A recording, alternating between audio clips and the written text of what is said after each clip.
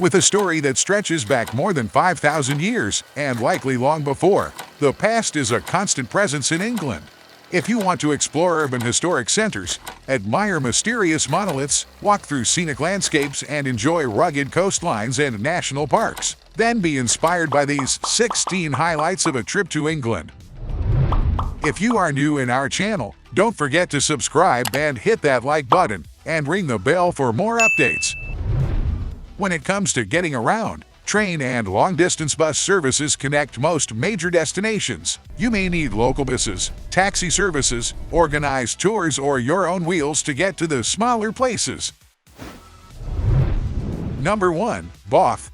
In a nation packed with pretty cities, Bath still stands out as the belle of the ball. Founded by the Romans, who established the spa resort of Aquisulis to take advantage of the area's hot springs, Bath hit its stride in the 18th century when the rich industrialist Ralph Allen and architects John Wood the Elder and John Wood the Younger oversaw the city's reinvention as a model of Georgian architecture, awash with golden stone townhouses, sweeping crescents, and Palladian mansions, along with appealing pubs and restaurants. Bath demands your undivided attention. Number 2. Hadrian's Wall. Hadrian's Wall is one of the country's most dramatic Roman ruins. Its 2,000-year-old procession of abandoned forts, garrisons, towers, and mile castles marching across the wild and lonely landscape of northern England. This wall was about defense and control, but this edge of empire barrier also symbolized the boundary of civilized order. To the north lay the unruly land of the marauding Celts, while to the south was the Roman world of orderly tax-paying, underfloor heating, and bathrooms. Near Newcastle, you can visit Segedunum, the wall's last stronghold, for an insight into life during Roman times. Number 3. Brighton. It's barely an hour's train ride from the capital, but the seaside city of Brighton has a quirky character that's completely its own.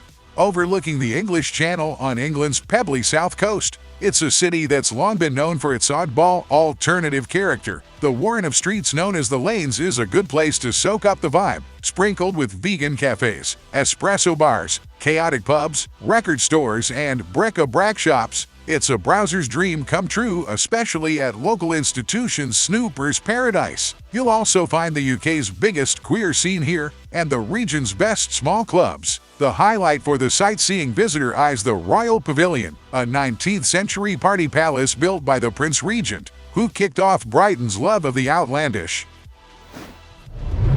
Number 4. London.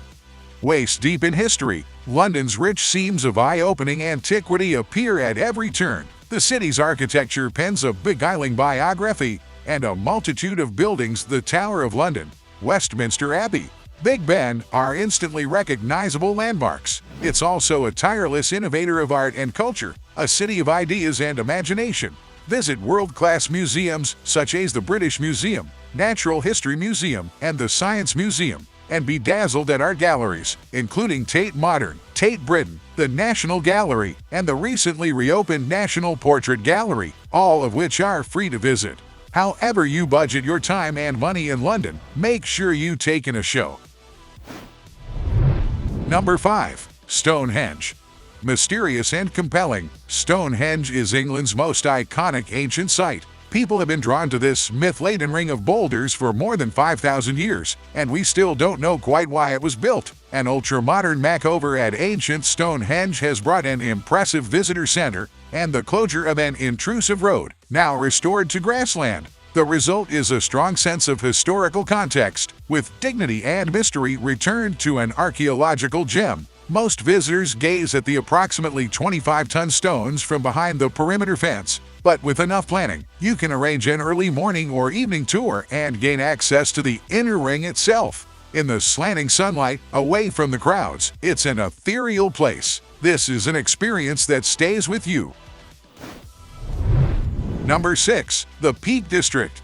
Curiously, you won't find many peaks in the Peak District, but you will find blissful miles of tumbling moorland, plunging valleys, eroded gritstone crags, lush farmland, and ancient pocket-sized villages. This beautiful landscape attracts a veritable army of outdoor enthusiasts, cyclists, hikers, cavers, and rock climbers on summer weekends, while those seeking more relaxing enjoyment can admire the rural market and famous puddings of Bakewell, the Victorian pavilions of Spothound Buxton, and the architectural drama of Chatsworth House, the Palace of the Peak. Number 7. The Cotswolds. The Cotswolds, a tangle of impossibly quaint villages of rose-clad cottages and honey-colored stone, is a region spreading over 6 English counties. It's a designated area of outstanding natural beauty, and the most wonderful thing about it is that no matter where you go or how lost you get, you'll still end up in a spot with a charming village green, a pub with sloping floors and fine ales, and a view of the lush green hills, crisscrossed by long-distance trails including the 102-mile Cotswold Way. These gentle yet dramatic hills are perfect for walking, cycling, and horse riding. Number 8. Oxford. And while in the Cotswolds, try to visit nearby Oxford. This is as close as most of us will get to the brilliant minds and august institutions that have made this city famous across the globe. You'll catch a glimpse of this rarefied world in the cobbled lanes and ancient quads where cycling students and dusty academics roam. The beautiful college buildings, archaic traditions, and stunning architecture have changed little over the centuries, coexisting with a lively, modern, working city. As befits a city of students and professors, Oxford is one of the last bastions of the Great British Pub, with irresistible old pubs dotted down its central lanes and alleyways. Number 9. Cambridge. Highlights of England's other great historic university city, Cambridge, include a tour of at least one of the ancient colleges, and time spent marveling at the intricate vaulting of King's College Chapel. But no trip to Cambridge is complete without an attempt to take a punt, flat-bottomed boat along the River Cam by the picturesque becks, the leafy green lawns behind the city's finest colleges, offering the best views of the exquisite architecture. Polish off the day with a pint in one of Cambridge's many rustic pubs. Number 10. Liverpool. It's hard not to be infected by a Liverpudlian's love for their own city. For decades, this was a hardscrabble town beset by all manner of social ills, but still the love endured, finding its expression in a renowned gallows humor and an obsession with football. With some of the most passionate crowds in the country, taking in a game at either Liverpool FC or Everton FC is a rite of passage here. The waterfront is once again the heart of Liverpool. The focal point is Albert Dock, an iconic docklands flanked by protected buildings, including a batch of top museums. The Merseyside Maritime Museum and the International Slavery Museum ensure the good and bad sides of Liverpool's history are not forgotten, while the Tate Liverpool and the Beatles Story Museum celebrate popular culture and the city's most famous musical sons. Still. Number 11. York. With its Roman and Viking heritage, ancient city walls, and maze of cobbled streets, York is a living showcase for the highlights of English history. A magnificent circuit of 13th century walls encloses a medieval spider's web of snickelways, narrow alleys, each one the focus of a ghost story or historical character. At the city's heart lies the immense, awe-inspiring York Minster, the biggest medieval cathedral in all of Northern Europe, and one of the most beautiful Gothic cathedrals in the world. Admire the exhibits from more recent times at the National Railway Museum, the world's largest collection of historic locomotives. York's long history and rich heritage is woven into virtually every brick and beam, and the modern, tourist-oriented city with its myriad museums, restaurants, cafes, and traditional pubs is a carefully maintained heir to that heritage. Number 12. The Lake District. William Wordsworth and his romantic friends were the first to champion the charms of the Lake District, and it's not hard to see what stirred them.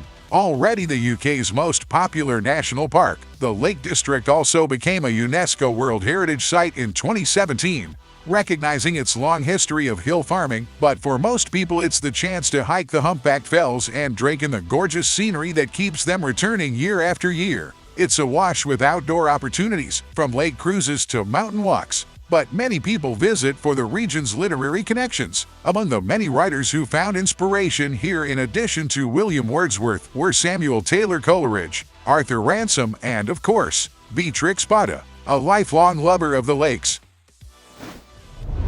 Number 13. Whitby.